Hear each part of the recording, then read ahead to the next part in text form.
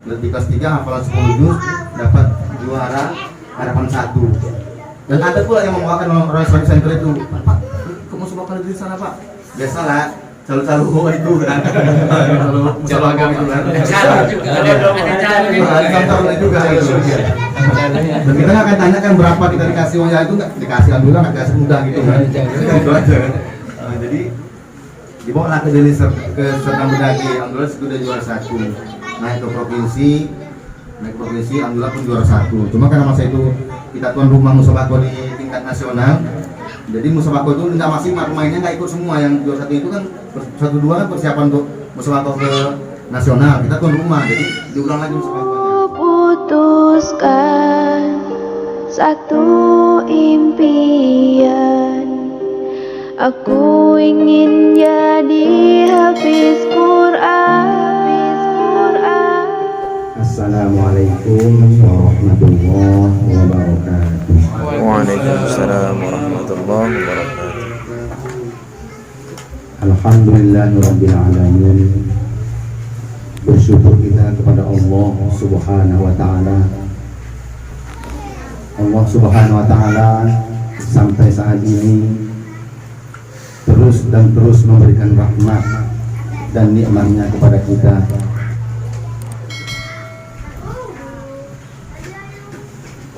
Allah berikan kepada kita kesehatan, Allah berikan kepada kita rezeki, Allah berikan kepada kita kelapangan waktu, Allah berikan kepada kita,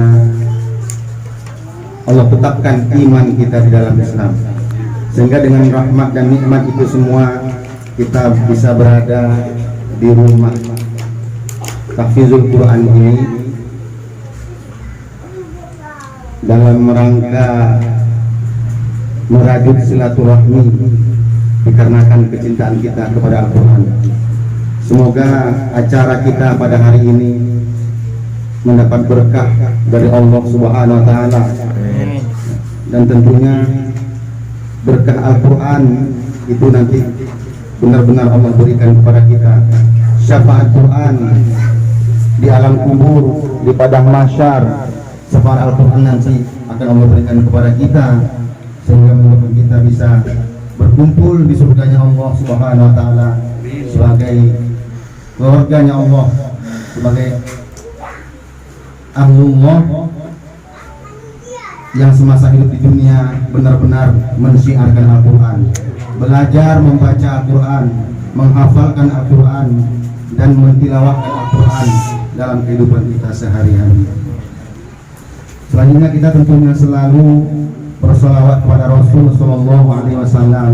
Allahumma salli wa sallim wa barik alaihi. Rasul Sallallahu Alaihi Wasallam Allah berikan wahyu mukjizat terbesar, yaitu Al-Quran. Rasul dengan segala perjuangannya menyampaikan apa yang diperintahkan Allah yang termaktub dalam Al-Quran. Semoga kita nanti benar-benar menjadi umat Rasul yang mendapatkan syafaatnya di yaumil mahsyar, dikarenakan kita patuh dan cinta kepada Rasul. Kita mengerjakan segala apa yang Rasul sampaikan melalui Al-Quran dan sunnah-sunnah beliau Sallallahu Alaihi Wasallam. Yang kami hormati dan muliakan pimpinan Baitul Quran Asy-Syuhada, Ustadz ya, Kiai Haji Ihsan Muhammad Ihsan Syuhada. Kemudian mungkin para asatid, para ustazah, mungkin ada santri perempuan yang sama kami muliakan. Begitu juga para wali santri yang kami muliakan, dan insya Allah kita semua dimuliakan oleh Allah Subhanahu wa taala. Ya Rabbal Alamin. Saya dikasih corong ini, diberi kesempatan berbicara. Yang saya mau bicarakan ini apa? Para ahli Quran semua insya Allah sudah berjuang untuk mensiarkan Al-Quran dengan perjuangan yang nyata. Jadi saya mau menyampaikan apa, paling bisa saya bicarakan, saya sharing-sharingkan si Auzan, ya si Auzan semasa kecil, di usia kelas 5 SD lah, dia sudah bisa menyelesaikan hafalan Qurannya. Ya. Itu paling yang bisa saya berikan. Seperti apa? Ya semuanya tentu dengan usaha yang sungguh-sungguh dan selalu memohon pertolongan Allah Subhanahu wa taala. Bahwasanya Allah sebutkan, Allah janjikan bahwa Al-Qur'an itu dimudahkan untuk menghafalnya. Benar nggak Al-Quran itu dimudahkan untuk menghafalkannya? Sekarang kita memang yakin para penghafal Quran yakin bahwasanya itu memang benar janji Allah.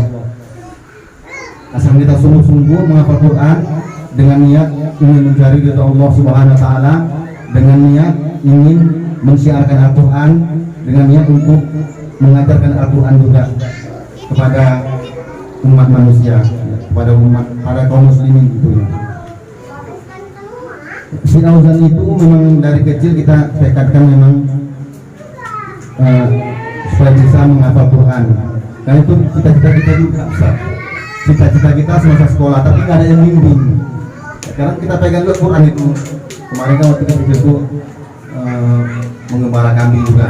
Kita buat juga Quran kecil itu kadang kan sambil menjaga kambing kita baca juga, tapi kadang nggak ada yang bimbing. Akhirnya nggak ada motivasi kemana arahnya, kita mau sendiri aja. Yang nggak bisa gitu, nggak bisa. Orang tua memang guru ngaji di kampung, ya guru ngaji di kampung, nah ulah kita kan sebatas guru ngaji itu aja. Hari-harinya juga bertani, bercocok tanam. Jadi kita ingin menghafal Quran dan nggak kesampaian. Rasanya kalau anak kita bisa hafal Quran, rasanya kita juga ikut merasa menghafal Quran juga. Dan yang Allah juga kita akan termasuk ke dalam golongan dari ahli Quran tadi juga. Ya itu memang kami tekadkan dari kecil. Si Auzan memang sudah belajar Iqra ya usia 4 tahun, mulai menghafal. Ya sama lah seperti saya sampaikan pada yang sebelumnya. Ya kita butuh, kita pangku, kita sayang-sayangi lah, kita manja-manjakan juga. Kalau dia itu belajar, ya kita iming-imingi, yuk duduk sini yuk sama abah, maksudnya manggil abah gitu, masih manggil abah. Kalau ada masuk abah setia aja dia ingin manggil kita abah. Ganti ya. Nah, bukannya ingin manggil abi aja, nanti kemana harus manggil abi semua tuh, dia setia gitu. Dan memang kayak nanti dari dulu kok saya nggak usah, udah biasa aja nonton gitu kan. Jadi kita pandu, dia kan menghafal yuk, kita bimbing. Ya, memang kita langsung kita baca berulang-ulang, kita perdengarkan ke dia. Dan surah-surah pendek yang ingin dihafal kita baca berulang-ulang. Setelah dia lama mendengar kita suruh. Dan kalau nggak pas ya kita paskan lah, kita ajarkan lah.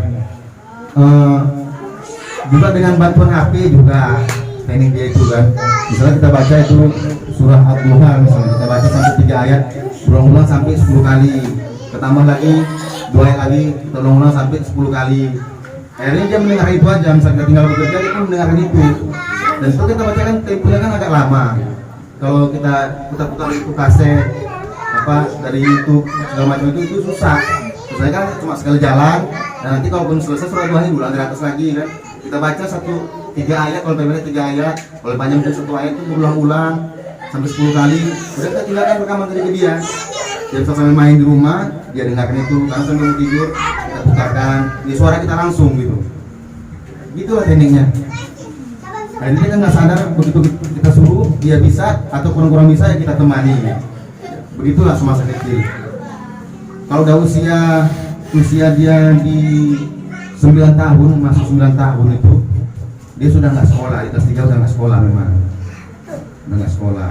Waktu kelas 1, kelas 2 itu dia sekolah, belajar seperti biasa, hafalan nggak bisa kita harapkan, karena dia pun cuma sekolah letih juga kan. Memang nggak bisa Al-Quran ini dicampur-campur. Makanya kalau tamat dari madrasah ibtidaiyah atau SD ingin mondok, ingin menghafal Quran itu mau spesial tahfiz Quran kan. Kalau di pondok pesantren modern nggak bisa kita harapkan. Di kelas 3 kali aja dia bikin hafalan 10 juz udah luar biasa kan. Ya ada hafalnya banyak tapi kan nggak hafal juga. 20 juz tapi nggak hafal juga. 10 juz mungkin itu udah luar biasa kalau dimasuknya di pondok pesantren modern. Tapi kalau di tahfizul Quran ya seperti yang dikelola Ustaz Ihsan ini ya sama-sama tahu lah, mungkin kalau anak itu menghafalnya susahnya di 3 juz awal aja. Setelah itu lancar dia bisa menghafal 1 halaman. Itu kami lihat pada Uzan 1 halaman itu dia nggak susah, antara 1 jam sampai 2 jam gitulah. 1 jam sampai 2 jam. Karena 2 jam itu bisa dapatnya banyak, tapi nggak kita batasi memang satu halaman aja per hari. Lebihnya mudah-mudahan aja 1 halaman. Bisa menghafal 10 lembar bisa, tapi cuma 1 halaman aja per hari itu. Dan hari Minggu itu memang diistirahatkan lah kan. Karena kalau hari Minggu kan kalau sekolahnya pada nggak sekolah kan memang diistirahatkan. Itu lebihnya mudah-mudahan. Jadi sewaktu di sekolah kita nggak bisa berapa banyak, hafalnya ada 7 juz masa itu, 7 juz, dan hafalnya itu nggak berani dia kita simain salah terus itu kan. Dan kita maklum karena waktunya kan pulang sekolah jam 12:30 ya, makan siang, sholat, istirahat, kan tidurnya sampai asar juga.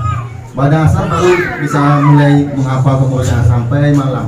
Dan kalau dia bilang letih, kita mau bilang apa kan? Kurang enak badan nih Bi, kayaknya istirahat. Jadi alhamdulillah ya Allah, cuma kan acara ini Sultan supaya hafal. Ini kalau kita paksa menghafal ini nggak bisa. Nggak bisa, kalau di sekolah itu memang nggak bisa nih. Akhirnya Allah dengar doa kita, bertemu dengan almarhum Sofyan Saha. Almarhum Sofyan Saha rahimahullah. Ada hubungan famili memang, ada hubungan saudara dengan uminya Auzan. Jadi begitu kami kenalkan Auzan dan dia dengarkan bacaan Auzan, dia berpikir sebentar, kusuk-kusuk kepala Auzan, udah ini kita masukkan ke sekolah kita aja. Masuk sekolah kita, daftar sekolah kita, dan nggak usah masuk sekolah, ikut ujian aja, menghafal di rumah. Wah, luar biasa senang hati, luar biasa senang hati. Waktu Auzan masuk sekolah kelas 1 itu, di sekolah yang madrasah yang sebelumnya itu, kami bilang sama kepala sekolah, Pak, boleh nggak Pak, dalam 6 hari Auzan masuknya 4 hari aja. Sebegitulah kan, boleh Pak, karena dia kan udah kenal juga dengan Auzan itu udah pernah hafiz Quran kelas 7, pernah juga ke CTI. Karena dia ada rekomendasi itu, maka dia yakin bahwasanya bukan maksud kita untuk malas-malas masuk sekolah, nggak niat menghafal itu, dia tahu gitu kan. Akhirnya terima, tapi nggak maksimal juga gitu kan.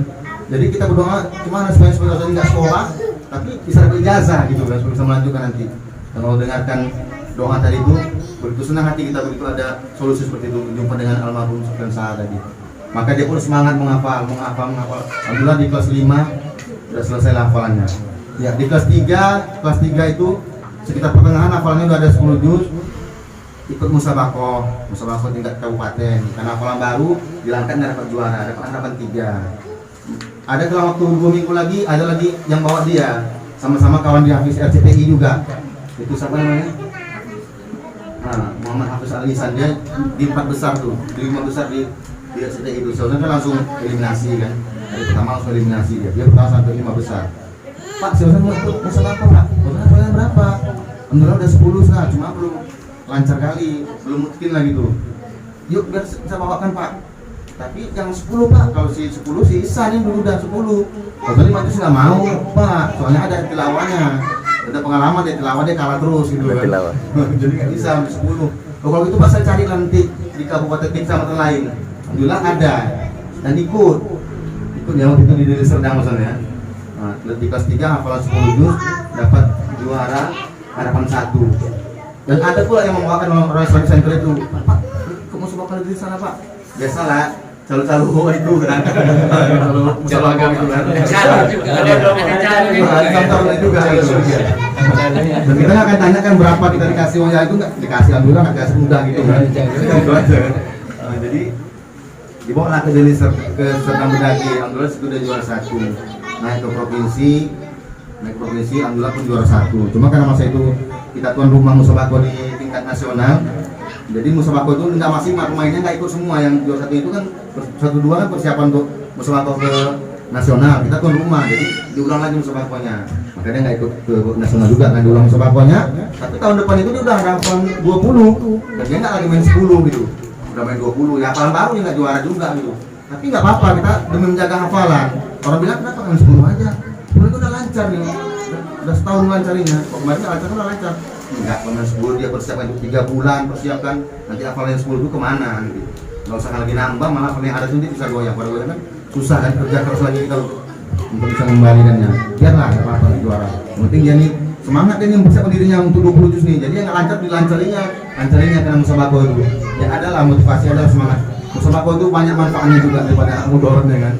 Nanti kita ya manfaatnya tadi lah yang kita harapkan tadi. Dan dia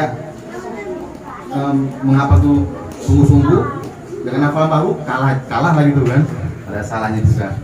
Jadi terakhir tahun depannya lagi ada hafalan 10 juz lagi, itu di kelas 5 kita ikut 30, ikut juz 30. Nah ya cabang di 30 juz. Ya alhamdulillah waktu itu hafalan udah bagus, cuma rezeki belum kan, dapatlah dia juara 2. Dan tahun depannya lagi lebih bersemangat lagi. Ini lagi tahun terakhir ini kan, yang kemarin itu juara 1 di provinsi, terus dia ke nasional. Dan semuanya itu tidak lain tidak bukan atas kehendak Allah. Kalau kita lihat tampilan di nasional itu, dia ini kan ada per hari penyisihan. Jadi hari pertama dan di urutan keempat dari laki-laki. 3 orang kita dengarkan bacanya. Bagus-bagusnya bacaan. Kita dengarkan Salim Ghazali itu kan, Al-Hafiz itu, Imam Istiqlal. Nah, itu bagus katanya, dia seperti itu bacaan kita sendiri. Ini dibuat ditirunya memang gitu kan. Lagu apa dibuat tuh? Lagu Bayati sama lagu Nawan ya. 2 lagu tapi memang enak untuk didengar. Tapi kena bel 1 gitu kan. Terdengarkan lagi bagus, ada bel 1. Jadi kita pikir, ya Allah ini hari pertama ya Allah. Kalau aku dengan si Allah ini ingin cari kemenangan di sini Allah nggak akan kami dapat kan Allah. Ini penghafal Quran ini memang penghafal Quran sejati mereka ini gitu kan. Hafalannya bagus-bagus kan, atau bacanya indah, masuk mata, segala macam memang bagus saya dengar. Kalau si Ustaz belum ada lagi sini, kalau mengharapkan juara nggak pantas Allah, mengalihkan apa-apa nggak pantas Allah. Sadar kami Allah. Tapi dari sini kau semuanya bisa Allah. Dengan izin kau Allah. Kami memohon ya kita minta dengan kita kesini seperti sekuat juga gitu kan. Mungkin Allah dengarkan semua dengan izin Allah. Jadi ya seperti itulah kalau seorang menghafal tadi di rumah bersama kami dan akhirnya memutuskan untuk nggak sekolah, dan kita memang sediakan waktu sengaja di rumah itu memang kita selalu membersamai dia terus mengawal dia, biarlah kita kurangi jam kerja kita asal bisa mengawal dia. Misal satu hari kita bekerja dapat uang tapi dia tertinggal, misalnya kerjaan terburu-buru gitu kan, dia kita tinggal rasanya ada yang kurang. Ya Allah, aku dapat rezeki hari ini tapi silakan tinggal kan Allah, nggak perlu dengan dia, rasanya ada yang kurang. Jadi ya begitulah, berusaha semaksimal mungkin supaya waktu itu banyak untuk dia, bekerja untuk bisa sekedar bisa melanjutkan untuk esok hari aja gitu, dan bisa memenuhi apa yang dia minta. Seperti itulah, kita tidak lagi berhasad kepada dunia, tidak lagi ingin mencari dunia. Bisa mungkin bekerja keluar, bekerja kita sewa gede, mungkin pakai anggota, mungkin kita bisa dapatkan apa yang kita inginkan, kita harapkan itu bisa dapatkan. Tapi si Ozan nggak ditemani, dan itu nggak bisa. Anak-anak memang sifatnya pasti lah main. Nanti hafal ya, nanti sore habis store sama dia, badan lagi store, nggak akan bisa itu, nggak akan dapat, malah beban sama dia. Dia takut sama kita kan.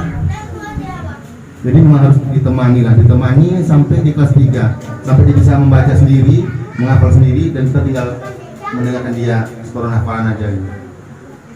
Seperti itu.